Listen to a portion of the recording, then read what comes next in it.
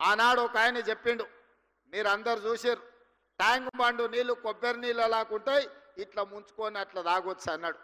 నేను ఈడ ఉన్న మిత్రులు అడుగుతున్న, జర్ర అట్లా రోడ్డు దాటితే ట్యాంక్ బండే.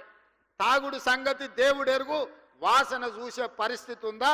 10 ఏళ్ళ ఆయన పరిపాలనలో మురికి కూపంగా ట్యాంక్ బండును మార్చిన చరిత్ర ఆనాటి ముఖ్యమంత్రిది. ఇట్లాంటి అబద్ధాలతో కాలం గడిపిండు. ఓల్డ్ సిటీని అన్నాడు ఇస్తాంబుల్ చేస్తాని. ఇస్తాంబుల్ కాదు కదా, ఆడున్న ట్రాఫిక్ జాములు కానీ చార్మినార్ చుట్టూతో తిరగలేని పరిస్థితి ఈ 10 సంవత్సరాలలో వచ్చింది.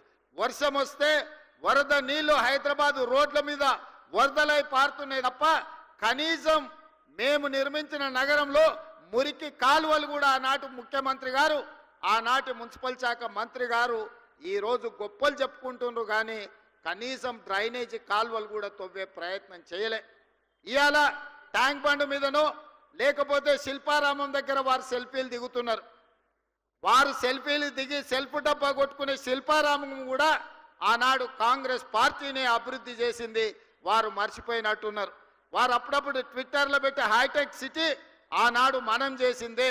ఈ ట్యాంక్ బండ్ ఏదో ఆయననే నిర్మించినట్టు, వాళ్ళ తాతగారు బుద్ధుడి విగ్రహం పెట్టినట్టు ఇవాళ ఆ ఫోటోలను చూపించి మేము నిర్మించినామని అబద్ధాలు చెప్పుకునే పరిస్థితి.